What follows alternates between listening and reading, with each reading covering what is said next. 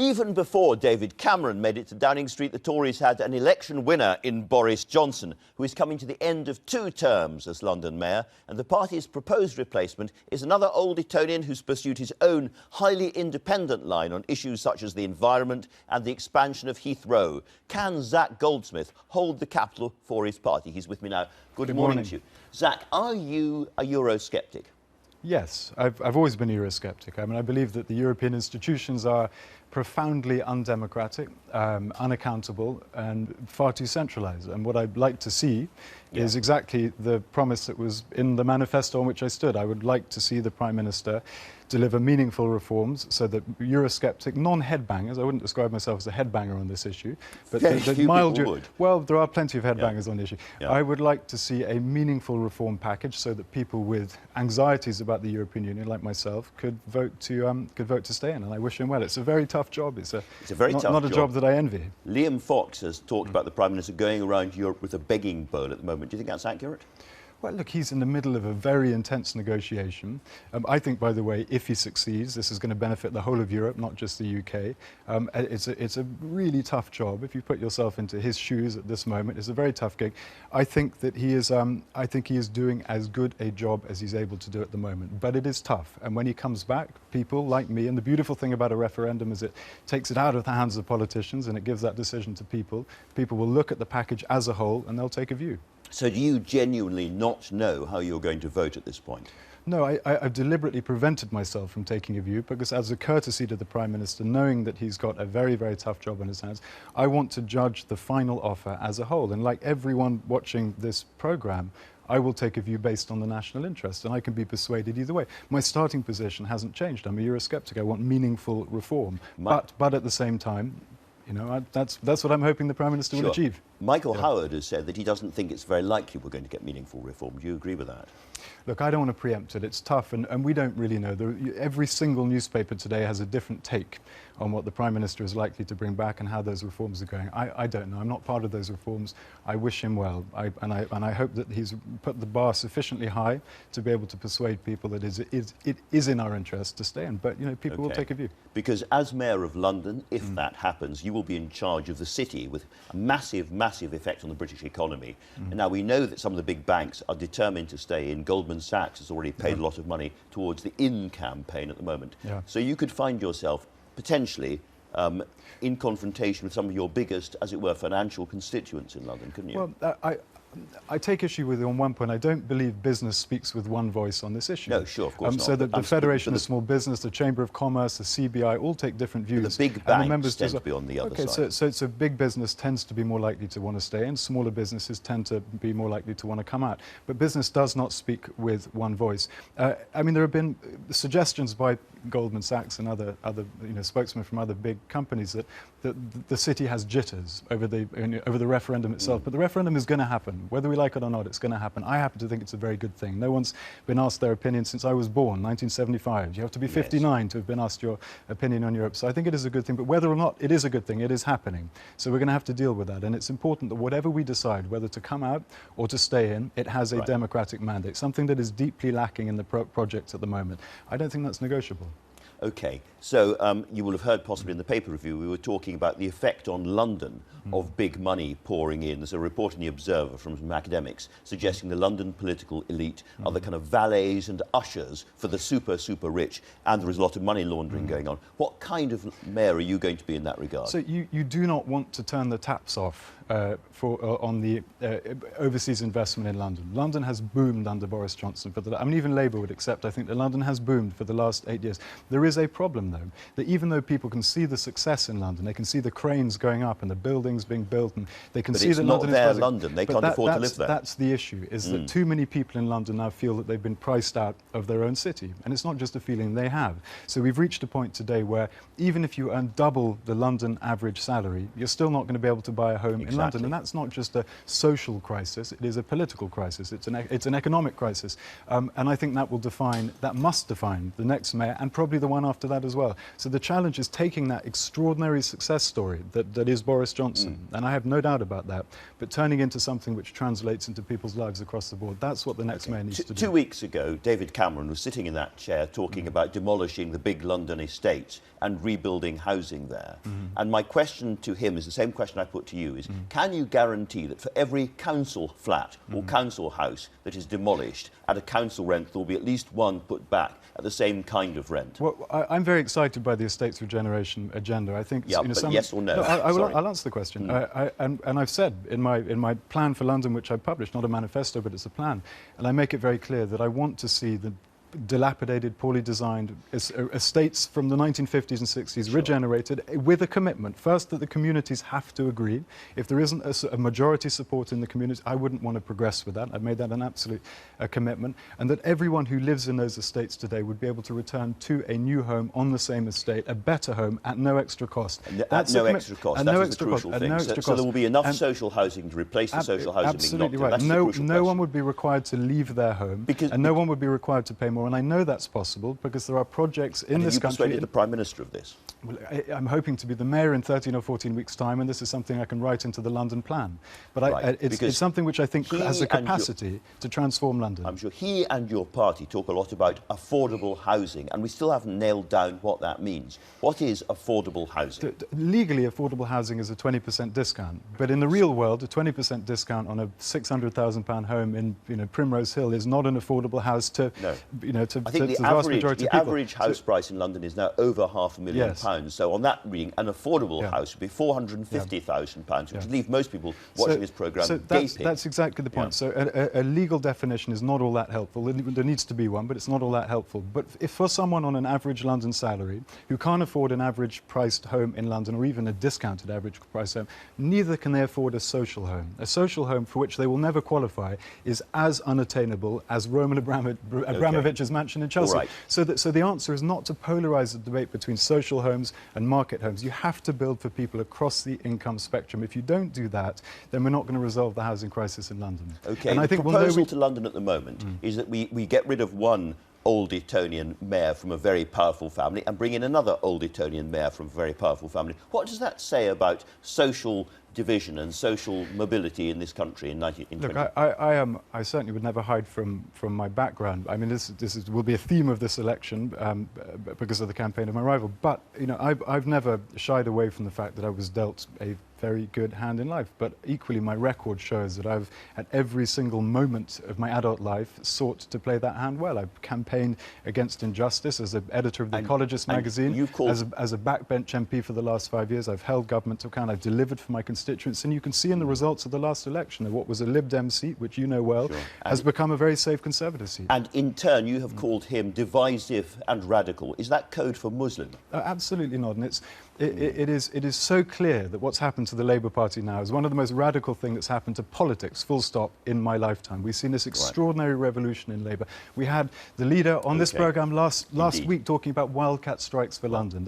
It is an extraordinary radical proposal that Labour is putting forward, and Sadiq Khan is an architect of that. And I think to describe him and his party as radical is a no-brainer, and it's appalling that it's been deliberately misinterpreted. Right, Zach Goldsmith, thanks very much indeed for joining us. In his Hollywood career, Harvey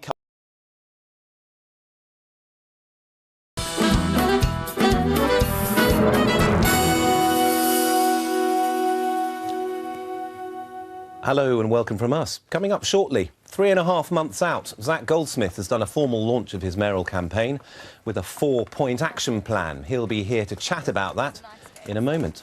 Also joining in this week are David Lammy, the MP who hoped he'd be Labour's man for London, and James Berry, the Conservative MP for Kingston and Surbiton. Welcome to you both. And James, a man presumably who welcomes moves announced this week to improve suburban rail services in London. There'll be greater input from the Mayor and Transport for London, we're told, a partnership.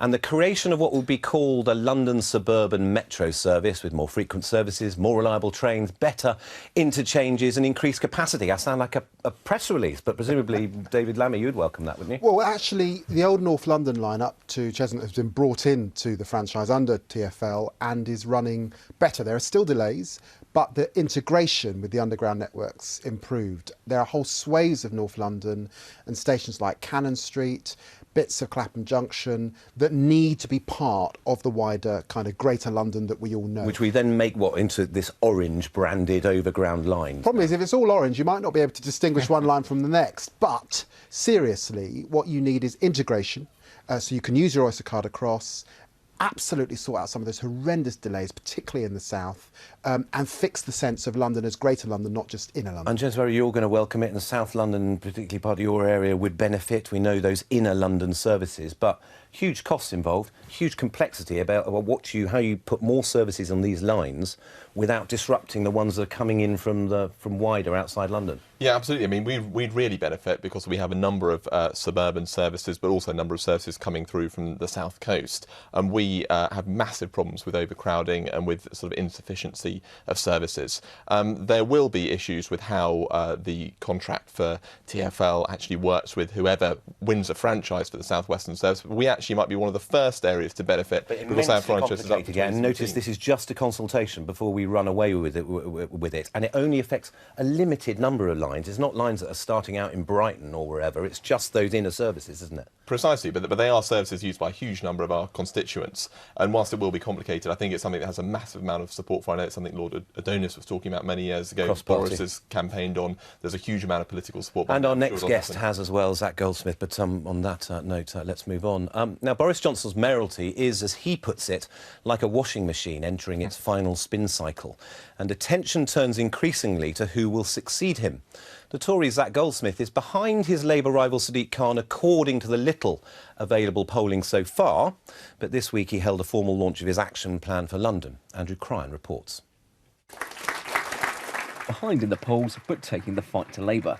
That was the message from Zach Goldsmith's policy launch this week. I'm launching my action plan for London. More homes, better transport, cleaner air, safer streets. This is what I will deliver if I'm elected in May.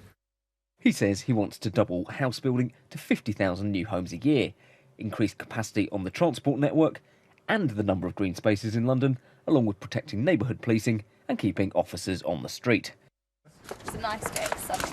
But Labour were quick to criticise, saying the launch was thin on detail, making no mention of the number of affordable homes or social housing Zach Goldsmith would build, and containing no detail about rising transport fares.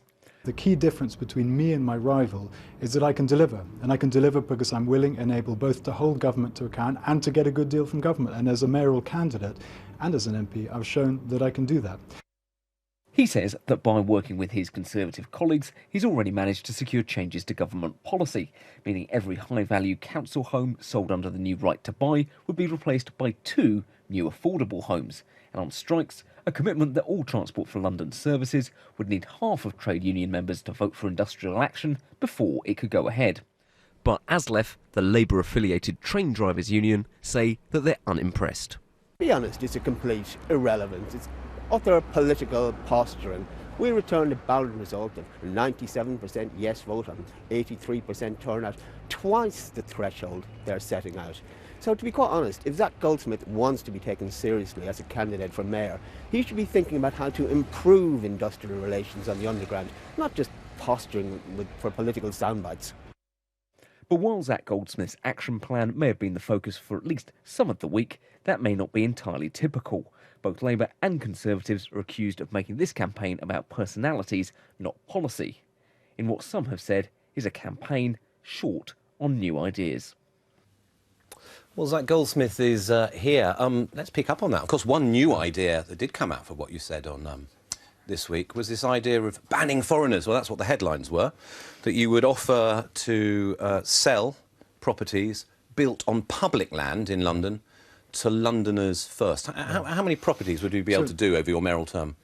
In all, or on mayoral land? Yeah, we need about 50,000 homes a year. How many would you be able to do on that kind of mayoral land? We think that on TfL land, we don't have all the figures yet because the Land Commission hasn't reported. So we don't know exactly how much GLA land there is or where it is, how much TfL land there is or where it is. We have an idea that if you put all TfL land together, it would be the equivalent of about the borough of Camden.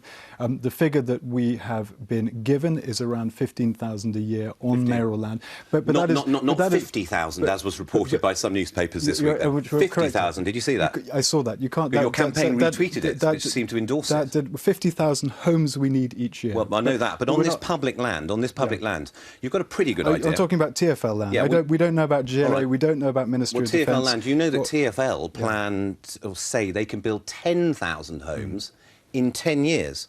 Zach Goldsmith says he can do 15,000 on this land in 4 years.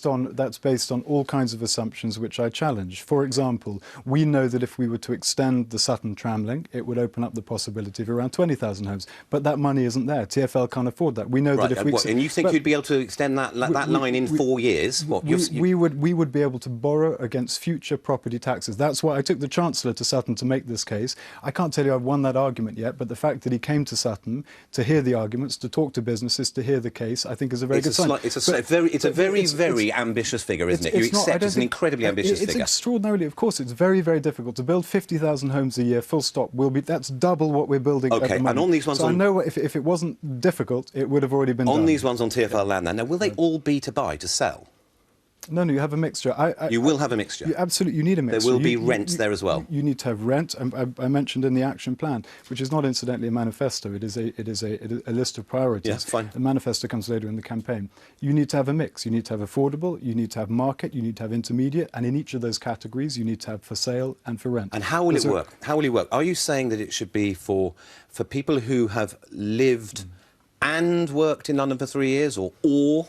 What's the deal? I'll give you an example. Look, all the details of this will emerge in the manifesto, but I'm going to talk about the principles. Have they been worked out yet, then? You've worked them out?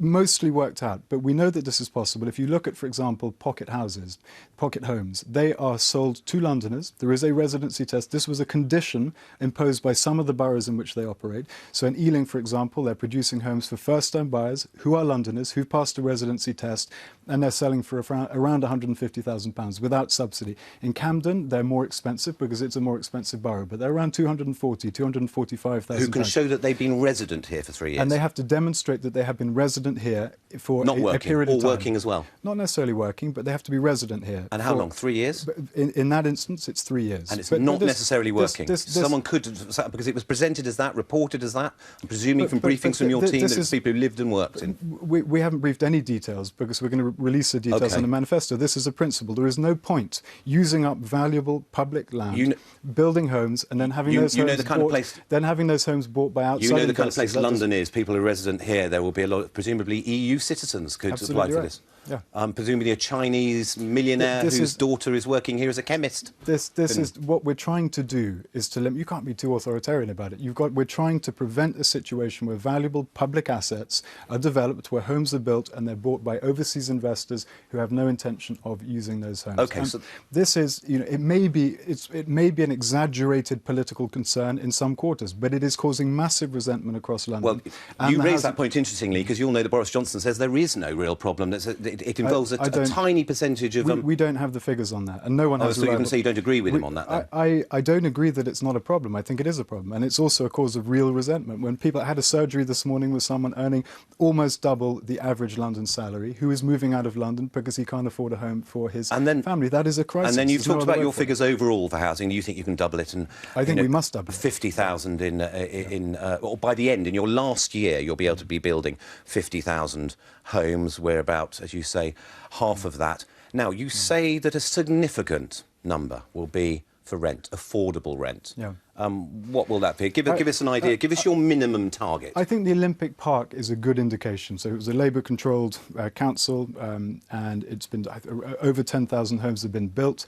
And you have it's based on the criteria third. So a third affordable, or social, in fact, a third intermediate, and a third market. And within those categories, it's almost 50-50 in terms of sale and rent. So broadly, but that would be your model. That will be a model that you aim for. It is a model, but I'm nervous of targets because targets don't work. So Ken Livingstone, I'm going to make a political point. I apologise, David, a man I respect enormously, but Ken Livingstone made very ambitious targets around affordability. He didn't get anywhere close to meeting them. Boris made no targets, and he exceeded Ken Livingstone. That's not true, because of course the London plan has a presumption that 25% at least should be affordable. Just give me a commitment. No manifesto promises. Give me a commitment on what percentage you would guarantee would be for affordable rent. I'm not going to give you a commitment or a figure on an aspiration. the model I think works is the one that we've seen in the Olympic Park. Which is 30%, 33%. But you're not prepared to offer. Let me just answer the question in broader terms. The entire emphasis of my focus on housing will be to deal with this issue of affordability, where Londoners on average or even higher than average salaries cannot afford to live in their own city.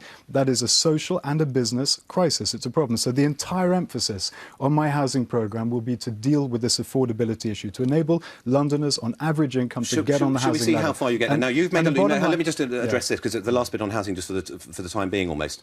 The point you made on Tuesday, you made again today, is that you're the person that through persuasion and through cooperation with the government, you can persuade the government to deliver on really important things on housing, 3 of them. You said you got 2 for 1, you'll get 2 properties built for 1 that gets sold off under these right-to-buy plans. You haven't got a commitment that those 2 will be rented. You haven't got that commitment. You haven't got a commitment that all the money raised from the sale of properties in London will stay in London. These are the crucial areas, and you haven't persuaded anyone. But hang on a second. If you're asking me to justify the entire housing bill, I'm not going to do that. My job as a London MP and as a mayoral candidate was to knock that bill into shape so that it worked for London. But you've done nothing really. You haven't done, because you haven't. The things that the real experts want, they want the money to a guarantee before we go to the polls that you keep all that money in London and that you get those 2 properties that they are for rent and that they are in the same area as the one you lost. If you're asking me, is this a perfect bill, I'm not going to say that it is, but I have massively improved that bill for London, and even organisations like Shelter will have said so. Organisations that are unhappy with the bill and many of the components. But are you unhappy that you've only been able to go so far and not no further? What I have done is I've ensured that whenever a high-value council house is sold, that money is not going to be siphoned away to the disadvantage of London. Now, London is used to funding the rest of the country. We keep 7% of our taxes. The rest goes out to central government, and we have to beg for some of it back. But in this instance, it means that we have a guarantee now. The details are being worked out. We have a guarantee that every high-value council home sold will lead to 2 affordable homes being built. Taking part in that debate on the housing bill, that amendment that he put through about with some assurances was adopted by the government. Doesn't amount to much. How is Zach defining affordability? Is it 80% of market value, as Boris defines it? Or should it be 50%? How many houses? Do you believe in social houses and council houses? Why have you extended right to buy to housing associations? These are the big questions, Zach, and you're not answering them. Sadiq is, but you're not. Answer those. So social housing, of course, is an extraordinarily important part of London's housing ecology, housing mix. And on average across London, nearly a third of our homes are social houses. But the reality is that the constituent I met this morning, who's earning over the average salary, will never qualify for social houses. They are no more attainable or affordable to him than Roman Abramovich's mansion in Chelsea. So he will never qualify. So can you just be on? So you will be honest about this. That over the next 4 years, your emphasis will be very much on houses to sell. Mixed communities. It has to be. But affordability is absolutely. You can't give us any provision. You're not giving any assurances about social rented or in every affordable part of rental. London. In every part of London, there are going to be different needs. If you're going to reduce this argument down to market versus social, then you're going to miss out the vast majority of people in the middle. But that is the argument that we're having with the Labour Party at the moment. I think when viewers hear you say affordable, they want to know what you mean by that, and you're not defining it. But I think they want to know genuinely how you're going to build. I also think they want to know where you're going to get the money. Sadiq said he's going to have a bond issue. Where are you getting the funds to actually get building? So affordability is very different from one borough to another. So James and I represent Kingston. We have social homes that have been sold for £750,000, £800,000. In Richmond, we've had social homes sold for even more than that. You put a 20% discount on one of those homes, they're not affordable. So the legal definition is the one that you've just given, but I don't believe you can have a legal definition that is meaningful for Londoners, because London is too diverse. I gave you the example of the pocket homes. 150,000 thereabouts in Ealing, 240-something thousand pounds in Camden. Exactly. Good. Let me just ask James about this. The 20% discount in one area is going to be meaningful. In another area, it will What do you want, James, in your neck of the woods? What do you want? Is your emphasis? Do you want to see the emphasis shift very firmly towards that sort of ownership, that's tenure? Are you not at all concerned about how little emphasis there might be on affordable or social rented, as we used to know, that housing? Well, I don't think there is a lack of concern there. I mean, in Kingston, in our local authority that Zach and I share, 40% of my casework, including my surgery this morning, is about housing. Our local authority is building more social housing, but we need a mix. We need social housing, we need housing. Your authority is building housing at 40% of the market rate? Social housing. Is it? Really? Yeah, and they have plans to do a significant estates regeneration scheme that will involve making our current estates higher density with higher quality homes. Are you worried that most spare bits of land are going to have to be used for starter homes, because that's where the government's big idea is now, and so that, you know, local authorities will be a bit hamstrung in getting money for affordability because they've got to go down the starter home road? No, I think what's important is that we get a mix of housing, so you do have some starter homes. And again, I have people in my surgery whose kids are desperate to get into the housing market and desperate to have starter homes. It's really important that we have them as well. It's about a mix of social, of affordable to buy and affordable to rent. A couple of other things while we have you here would be interesting, and we'll explore these later in the campaign as well. Where are you? What kind of commitment? We had a Conservative MP here last week, was it the week before, saying we expect an announcement from Zach. Watch this space. He'll say something about fares and the cost of transport at some stage. Can you tell us that you...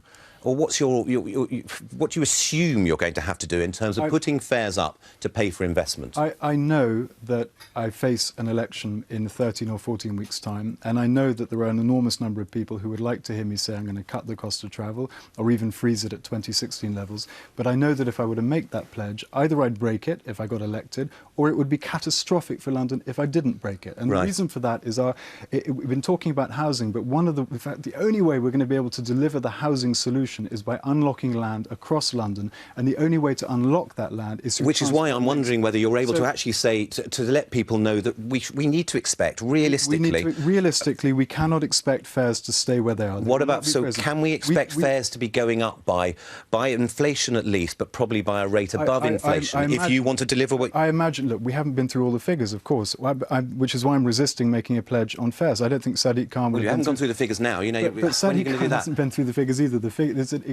I don't believe any of the candidates have had access, let alone had time to go through all those figures. I'm not making a pledge on fares because I know, as my rivals know, it's not an honest thing to do. I don't know what David's view is, but I haven't yet met a Labour figure in London who believes it's possible to freeze fares, as Khan has promised he would, for the next 4 years. Well, hopefully we'll be speaking to Sadiq Khan next week, and we'll be trying to establish that. Can I ask you just one other thing while we have here, please? We take £2 billion out of the budget, £2 billion. So what are you going to not then do? Is it the upgrades, the district line, circle line? Is it the night tube? Is it the overground to Barking? Why do you accept that as a given? Why aren't you standing up to... I thought you'd be able to persuade government. Why aren't you saying to government you cannot afford to take this money out of? Ultimately, London depends on government. You work within the envelope that is set by government, and you fight for the biggest... I thought you were independent. I thought you were going to stand up and be awkward. Unless you imagine the mayor printing money, which I don't think is part of the job description, my job is to make sure it's as big an envelope as possible. And that's what I've done. I campaigned to protect the police budget. The police budget is protected. And a very last brief one, sorry, because everyone's talking about the referendum, actually, the possibility of the European referendum being in June. Forget which side of it. I mean, everyone knows you're quite Eurosceptic, but is it... What do you say? Do you have a view about the timing of that? Is that inconvenient? Is that bad? Because you need to get people out focused on your contest, and is this a problem? Would you prefer it not to be in June? London faces a massive decision in May. I mean, we're at a turning point. We boomed for 8 years under Boris, but people have priced out of their own city. We have a big choice to make. Do we want to make those successes work for everyone in London, or do we want to take a giant, great big risk? That's the message I have to take to Londoners between now and May. That will be my focus. That will be my... And when you take it to Londoners, we hope you'll come back and take it to our viewers again, come back again between now and May. Thanks very much indeed. Thank you. Coming in. So what else?